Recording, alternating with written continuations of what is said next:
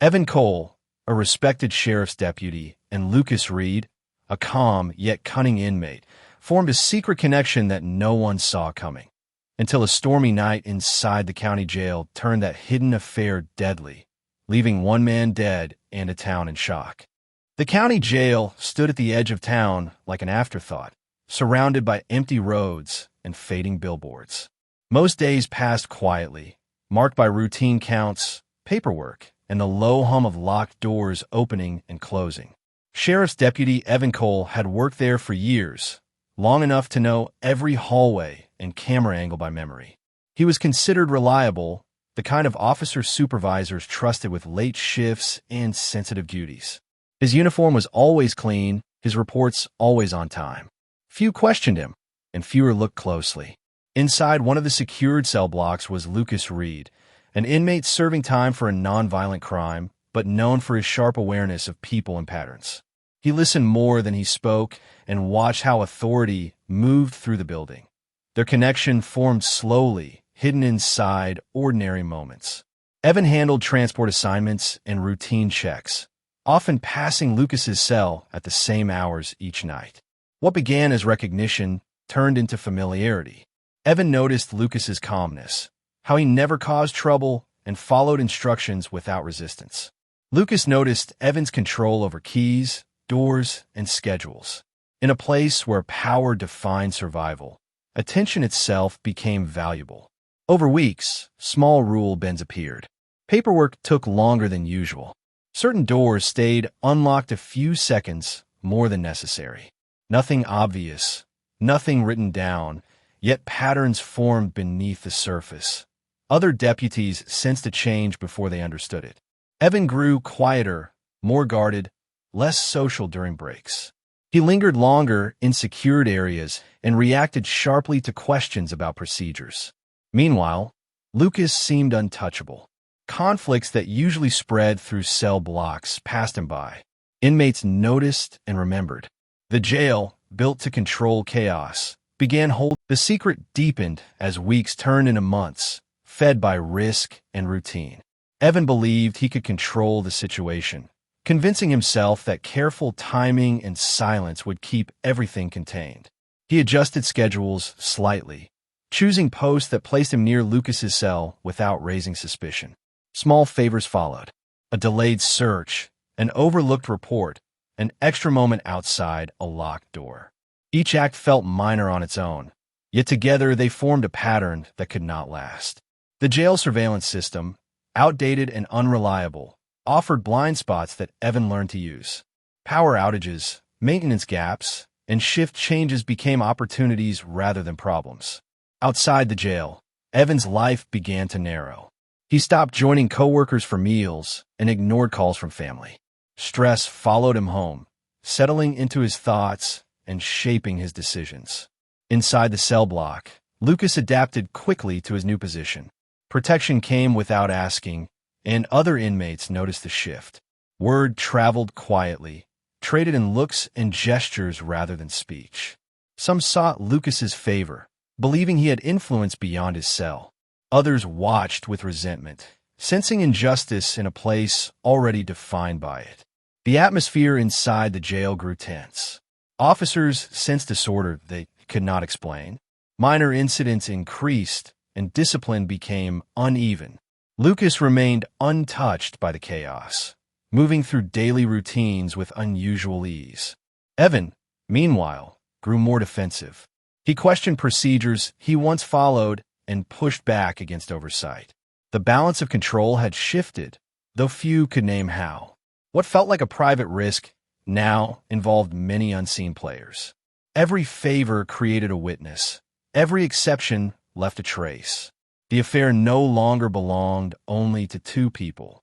It had begun to shape the jail itself, pulling others into its gravity and setting the conditions for a breaking point that was fast approaching. The pressure increased when the sheriff's office announced a routine internal review, the kind meant to reassure the public rather than expose wrongdoing. Even so, the news spread uneasily through the jail. Schedules were rechecked, access logs reviewed, and supervisors paid closer attention to daily operations. Evan felt the shift immediately. Every swipe of his access card now felt louder, every pause in the hallway more visible. To protect himself, he began pulling away from Lucas, shortening interactions and avoiding unnecessary contact. The sudden change did not go unnoticed. In a place where consistency meant safety, unpredictability bred fear. Lucas reacted with quiet alarm. The protection he had come to rely on felt unstable, and instability invited danger. He began watching Evan closely, measuring his movements and moods. The connection that once felt secure now seemed fragile. At the same time, another inmate, Marcus Hale, started paying attention. Marcus was serving time for violent offenses and understood leverage better than most. He noticed Lucas's unusual freedom and Evan's shifting behavior. From his cell, Marcus observed patterns, timing, and access points, building a picture others had missed. As the review continued, small discrepancies surfaced. A missing signature here, a delayed entry there. None were enough to trigger action, but together they form a trail. Evan tried to correct mistakes after the fact, only drawing more attention. His decisions grew rushed, driven by fear rather than control. Marcus sensed opportunity. He positioned himself closer to Lucas during shared movements, testing boundaries and reactions. Tension thickened inside the block, heavy and unspoken. The jail's rhythm faltered. Officers double-checked doors. Inmates watched staff instead of the other way around. Evan felt trapped between exposure and dependence, while Lucas stood at the center of growing scrutiny. The night everything unraveled began with conditions no one could control. A severe storm rolled through the county, knocking out power lines and forcing the jail onto emergency systems. Lights flickered, cameras went offline in sections, and routine turned into controlled chaos.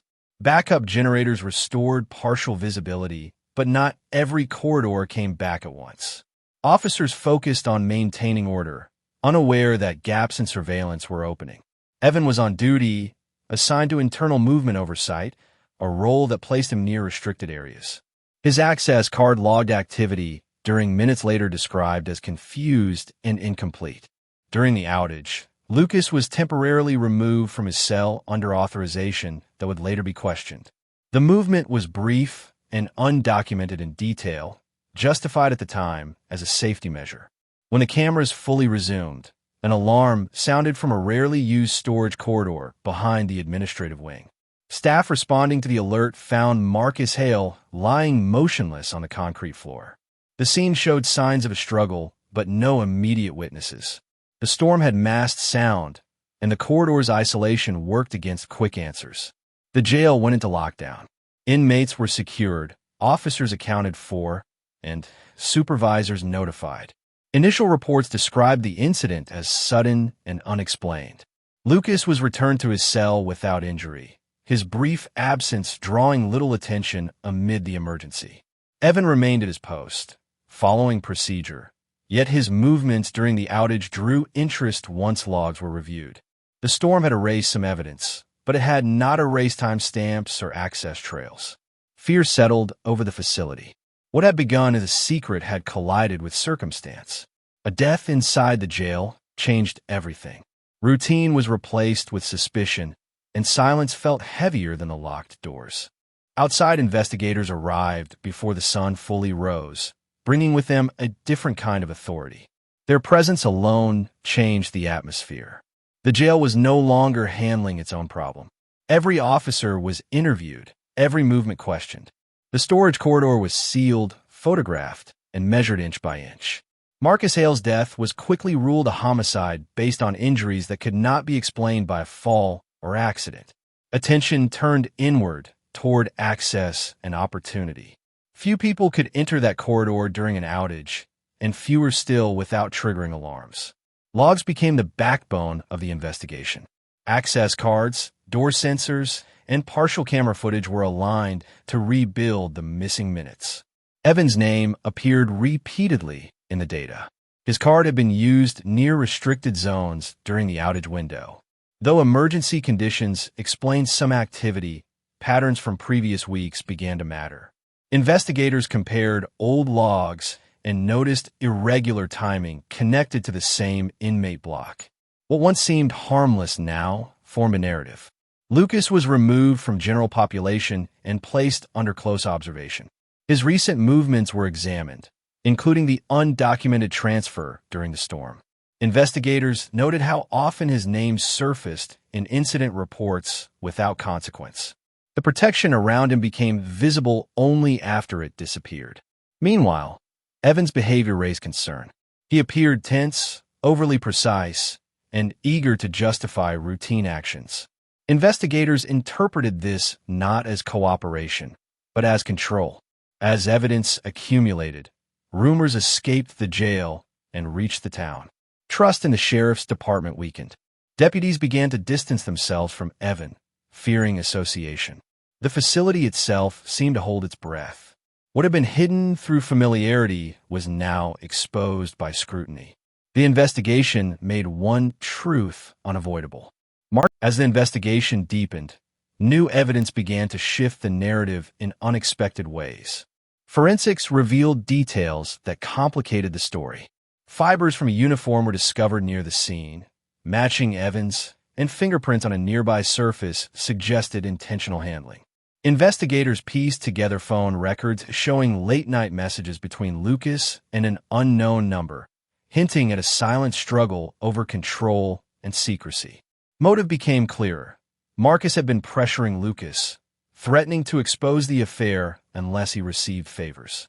The blackmail suggested Lucas had reason to plan the encounter that led to Marcus's death. But Lucas alone could not have accessed the corridor during the storm without assistance, bringing suspicion back to Evan. Phone location data placed Evan at multiple critical points during the outage, creating a timeline investigators could not ignore. Witness statements, even indirect ones, suggested he lingered near the corridor more than necessary, while other officers focused on emergency procedures. Every action, however minor, formed threads that could be woven into a compelling case. The affair that had once seemed secret became undeniable proof of a power imbalance, one that enabled the events of the storm to turn deadly. Investigators realized the web of dependency between Evan and Lucas had shifted responsibility and opportunity in dangerous ways. Even as evidence mounted, questions lingered. Who had acted first? Was the death premeditated or the result of panic during a chaotic night? The lines between protection, fear, and desire blurred. Each detail reinforced the fact that neither Evan nor Lucas could act independently without consequence. Authority had been misused, trust exploited, and rules ignored. The case was no longer just about a secret relationship. It was about how easily one hidden connection could ripple outward, affecting. Arrests came quickly once the investigation reached its critical point. Evan Cole was taken into custody first, charged with abuse of power, complicity in murder, and multiple breaches of protocol.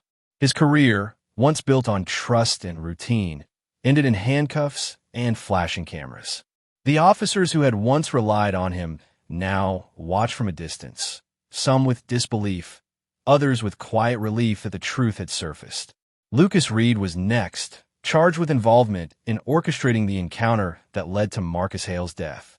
The walls of the jail, which had once concealed secrets, now seemed suffocating, holding the weight of exposure and scandal.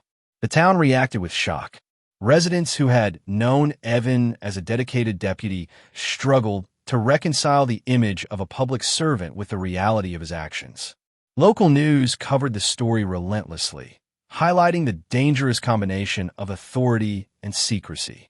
The sheriff's office faced scrutiny, prompting immediate internal reforms. Policies were rewritten, surveillance protocols upgraded, and staff reassigned. Fear and suspicion lingered, and the once familiar jail now felt like a place where anyone could be watched and judged. Families of those involved suffered in different ways. Marcus Hale's relatives demanded justice, while Evan's family wrestled with shame and disbelief. Lucas, already serving time, faced additional years, and the inmates who had witnessed the affair and its fallout were left to navigate a tense new hierarchy. The scandal extended beyond the jail itself, shaking the community and leaving questions about morality, oversight, and human vulnerability. The affair, once considered a private secret, had ignited a chain reaction that ended in death, arrests, and public humiliation. It demonstrated how power, when mixed with desire and poor judgment, could corrupt institutions and lives. In the end, the truth emerged slowly but relentlessly through court documents, testimony, and forensic evidence. The affair between Evan Cole and Lucas Reed was no longer speculation. It was confirmed, documented in emails, messages, and witness accounts. The favors, the rule-bending, and the small acts of protection that had seemed insignificant now formed a clear chain leading directly to Marcus Hale's death. Each piece of evidence painted a picture of how secrecy and desire could distort judgment and manipulate power. The courtroom became the stage where private actions were exposed to public scrutiny, and both Evan and Lucas faced the weight of their choices. Evan's fall from grace was total. From a trusted deputy to a convicted criminal, he was sentenced to a long term for abuse of authority and complicity in homicide. His uniform, once a symbol of protection and order, became a reminder of betrayal and corruption. Lucas, already familiar with the justice system, received additional years for his role in the events that night. The jail resumed operations under stricter supervision, its halls monitored more closely, its routines enforced without exception. Yet the memory of what happened lingered in whispers and wary glances, a shadow over corridors that had once been ordinary. The consequences rippled further. Careers ended, families fractured, and the small town was forced to confront uncomfortable truths about authority, secrecy, and human weakness. The story became a cautionary tale, studied and recounted by law enforcement professionals, journalists, and the public alike. One secret relationship had escalated into a lethal situation, proving how quickly control could unravel